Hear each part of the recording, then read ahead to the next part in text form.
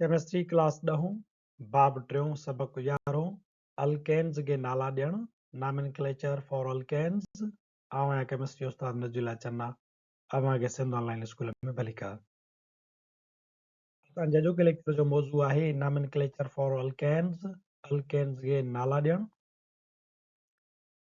Nomenclature यानी मुरक्कबन के नालन ॾियण जो सिस्टम। मुरक्कब आम तौर ते जॾहिं पैदा थिया त उन्हनि खे पहिरियां ईअं ई उन्हनि जे ज़रियनि मूजिबि नाला ॾिना विया, या जंहिं मुल्क में कंहिं हंधा हू लभनि पिया त उतां उन्हनि जो उन मुल्क या शहर जे लिहाज़ खां उन्हनि जो नालो रखियो वियो, या उन्हनि जे इस्तेमाल सां पिणु उन्हनि जा नाला तजवीज़ थिया। पर बाद में हली करे महसूसु थियो त हाणे तमामु घणा मुरक्कब पैदा थी चुका आहिनि त हाणे उन्हनि खे ईअं नालो नथो ॾेई सघिजे, सो हिकिड़ो सिस्टम डेवलप कयो वियो जंहिंखे असां चऊं था नॉमेनक्लेचर यानी नालनि ॾियण जो system. Organic compounds were once classified according to their sources. कंहिं दौर में नामियाती मुरक्कबनि ते संदन ज़रियनि मूजिबि नाला रखिया वेंदा हुया। For example methane is a Marsh gas. मिसाल जे तौर ते मीथेन गैस जो नालो हुयो मार्श गैस, यानी पाणीअ जे दुॿनि या दलदल मां मिलंदड़ गैस। या वरी methyl alcohol as would spirit, यानी जेको मिथाइल अल्कोहल आहे उहो असांखे काठ जो स्प्रिट आहे। या एसेटिक एसिड जो नालो पियो विनगार मां। लातीनी ॿोली में एसिटियम विनगार खे चइबो आहे, अंगूरी सिरके खे, तंहिंजे करे पोइ हिन जो नालो एसेटिक एसिड पियो। यानी जंहिं शइ मञा जंहिं ज़रिए मञा मुरक्कब हासिल थियनि पिया उन ज़रिए जहिड़ो ई उन मुरक्कब ते नालो रखियो वियो। बाद में जॾहिं तमामु घणा मुरक्कब पैदा थिया, due to their fast rise the number of organic compounds has increased, passing an issue in naming them. जॾहिं नामियाती मुरक्कब तमामु घणा पैदा थियण लॻा, अथरादू बि तयारु थियण लॻा ऐं कुदरती तौर ते बि घणा मुरक्कब लधा विया, त पोइ उन्हनि जे नालनि ॾियण में हिकिड़ो मसइलो पैदा थी पियो त हाणे एॾनि मुरक्कबनि खे उन्हनि जे ज़रियनि मूजिबि या इस्तेमालनि मूजिबि या शहरनि मूजिबि कीअं नालो ॾिजे। A symposium of top chemists was organized in Geneva to address the issue. दुनिया जे टॉप केमिस्ट खे जेनीवा में घुराए इन मसइले जे हल जे लाइ विहारियो वियो। In 1882 1882 में they developed a naming system known as the Geneva system. 1882 में इन्हनि टॉप केमिस्ट जेनीवा में हिकिड़ो नालनि जो सिरिश्तो ठाहियो, तजवीज़ कयो, जंहिंखे जेनेवा सिस्टम चयो वियो। उन खां बाद 1930 में the International Union of Chemistry changed this approach. International union of chemistry Geneva system में कुछ तब्दीलियूं कयूं। The International Union of Pure and Applied Chemistry developed the IUC system even more. ऐं बाद में वरी international union of pure and applied chemistry जंहिंखे IUPAC चऊं था, उन IUC सिस्टम खे अञा वधीक बहितर कयो। This system was created in 1960. इहो IUPAC वारो सिस्टम नालनि ॾियण जो तरीक़ेकार 1960 में साम्हूं आयो।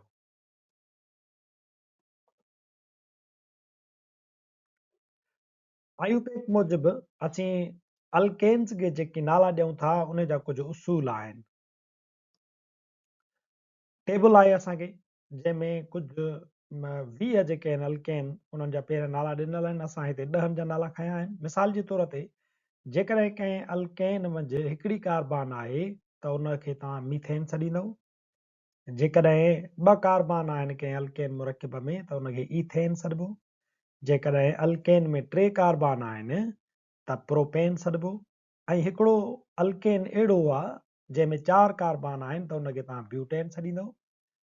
ॿियो अल्केन जो मुरक्कब अहिड़ो आहे जंहिंमें 5 कार्बान आहिनि त उनखे पेंटेन छॾिबो। ईअं 6 कार्बान वारे अल्केन मुरक्कब खे हेक्सेन, 7 कार्बान वारे मुरक्कब खे हेप्टेन ऐं 8 कार्बान वारे मुरक्कब खे ऑक्टेन, 9 कार्बान वारे मुरक्कब खे नोनेन ऐं 10 कार्बान वारे मुरक्कब खे अल्केन मुरक्कब खे डीकेन छॾिबो। हाणे ही तव्हांखे यादि करणा पवंदा, ही नंबर आहिनि। कार्बान 1 हूंदो त मीथेन, कार्बान 2 हूंदा त ईथेन, यानी अल्केन जी ॻाल्हि कयूं था। इहे तव्हांखे पहिरियां यादि करणा पवंदा, इन खां बाद तव्हां कंहिं बि मुरक्कब खे नालो ॾेई सघो था। रूल नंबर पहिरियों आहे identify the longest continuous chain of carbon atoms. हाणे कार्बन जीअं चऊं था त 2 कार्बन वारो, 3 कार्बन वारो, 4 कार्बन वारो मुरक्कब, त यानी तव्हांखे ड्रिगे में ड्रिगी कार्बान एटमनि जी जेका डिघी चेन हूंदी, ज़ंजीर हूंदी, उन खे पहिरियां त सुञाणणो पवंदो. The parent name of the alkane is the IUPAC assigned name for the alkane of this number of carbon atoms. हीअ तव्हां टेबल ॾिसी वठो. हाणे जेको पेरेंट नेम पवंदो उन लॉन्गेस्ट चेन जो, जेका तव्हां ॻोल्ही आहे मुरकब जे अंदरि, त डिघे में डिघी कार्बन एटमनि जी चेन हीअ आहे, या डिघे में डिघी कार्बन एटमनि जी चेन हीअं वेंदी, त उनजो जेको पेरेंट नेम हूंदो मुरकब जो, उहो हिन ई नालनि मंझां ईंदो. Thus, if the longest chain of carbon atoms has 6 carbon atoms in it, जेकॾहिं तव्हां हिकु अहिड़ी चेन, हिकु अहिड़ी ज़ंजीर कार्बन एटमनि जी चूंडी आहे जंहिं ज़ंजीर में 6 कार्बन जा एटम आहिनि, त उन जो नालो थी वेंदो हेक्सेन. मिसाल जे तौर ते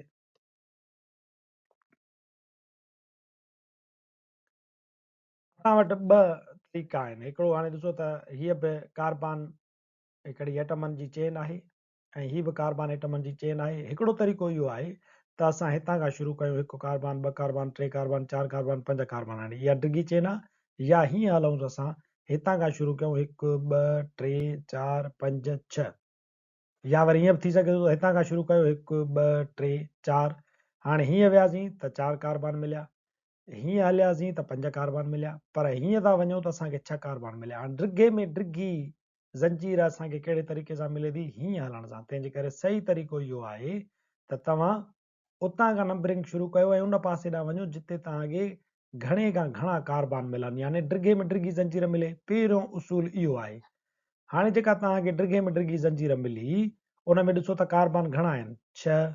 6 त हेॾा ॾिसो 6 कार्बन वारनि अल्केन मुरकब खे छा चइबो? हेक्सेन. यानी हिन जो नालो छा थियो? पेरेंट नेम हिन मुरकब जो हेक्सेन.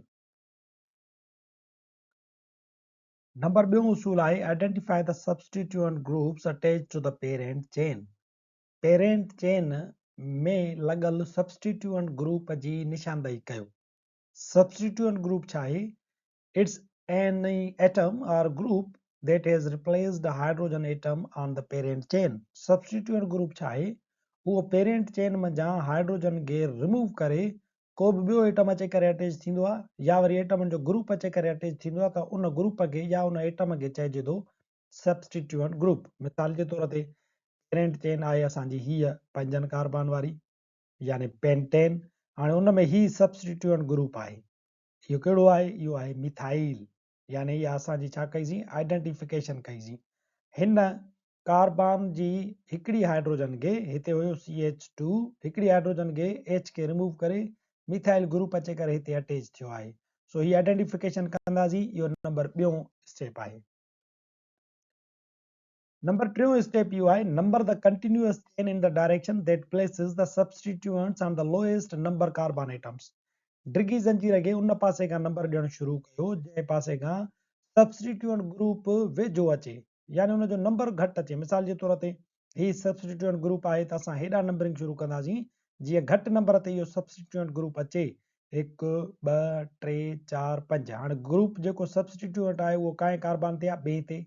जेकॾहिं तव्हां ईअं नथा कयो, हेॾा था नंबरिंग शुरू कयो, त ही 1 ही 2 ही 3 ही 4 ही 5 कांए कार्बन ते अची वियो सब्स्टिट्यूएंट ग्रुप? चोथे ते.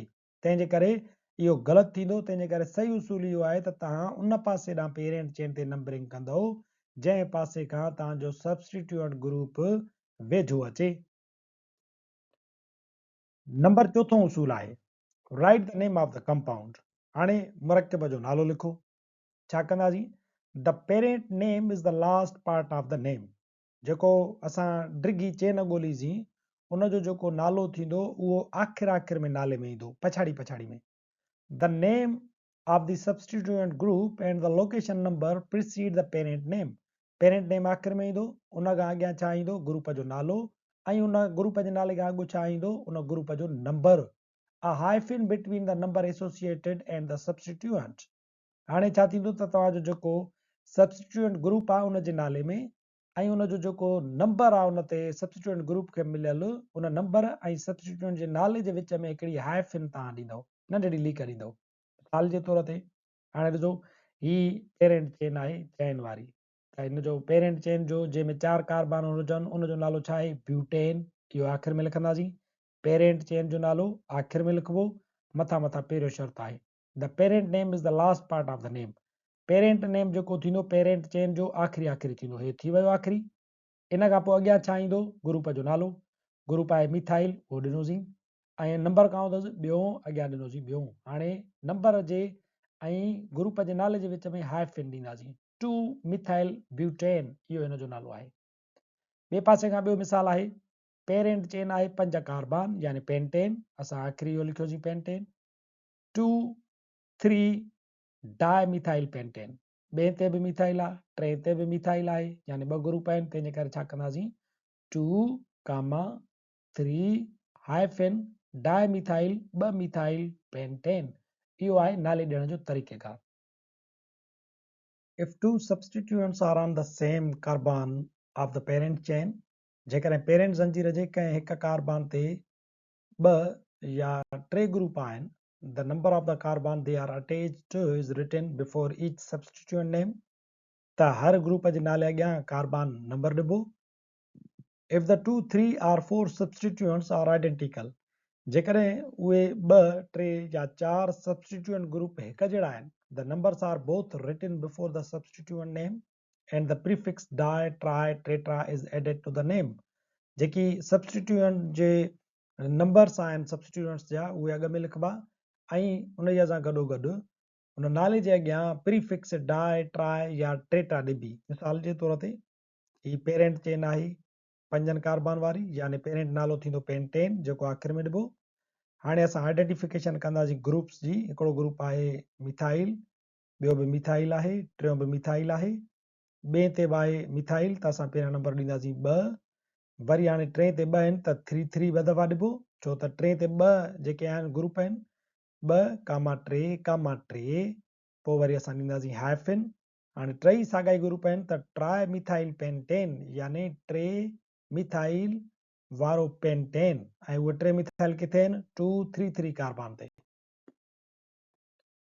नंबर 5 उसूल यादि रखो त if substituent groups are different, जेकॾहिं पेरेंट ज़ंजीर ते ग्रुप जेके लॻल आहिनि उहे मुख़्तलिफ़ आहिनि, substituent group names are placed in alphabetical order, त पोइ छा कंदासीं, उहे सब्सटीट्यूएंट्स ग्रुपनि जा जेके नाला आहिनि उहे असां अल्फाबेट जे लिहाज़ खां रखंदासीं। मिसाल जे तौर ते हाणे ॾिसो त असांखे हेॾऊं क्लोरीन मिलियल आहे, ॿियो आहे असां वटि मिथाइल, हाणे पहिरियां केरु ईंदो, सी ईंदी या एम ईंदी मिथाइल जी, त क्लोरीन अॻ में ईंदो, त यानी असां अल्फाबेटिकली रखंदासीं 2 क्लोरो 3 मिथाइल पेंटेन। हेॾा खां असां नंबरिंग शुरू कयूं, 1 ही 2 कार्बन, ही 3, ही 4, ही 5 कार्बन।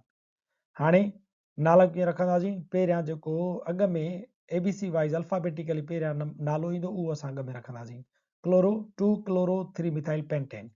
ईअं जेकॾहिं ही मुरकिब तव्हांखे ॾेखारिजे त हिन में पहिरियां तव्हां पेरेंट चेन ॾिसो, 1 2 3 4 5 6, हाणे हीअं अचो तॾहिं बि 6 असांखे चेन मिले थी, हीअं वेंदासीं त बि 6 मिलंदी, 1 2 3 4 5 6।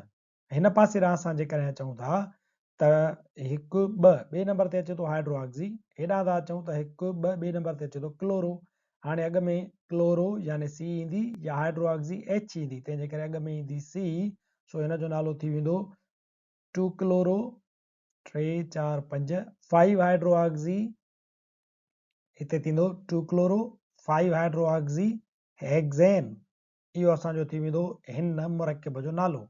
ही अॻ में थो अचे सी जो आवाज़, तंहिंजे करे हेॾां नंबरिंग शुरू कंदासीं, 2 क्लोरो 5 हाइड्रोक्सी हेक्सेन, हिन मुरकिब जो नालो ईअं थींदो।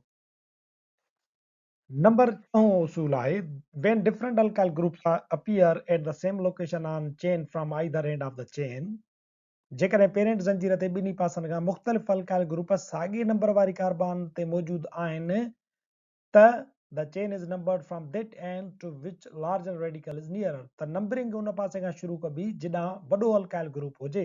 मिसाल जे तौर ते हाणे हिकिड़ो अल्काइल ग्रुप हे आहे, नंढो आहे मिथाइल, ॿियो ही आहे अल्काइल ग्रुप, वॾो आहे इथाइल।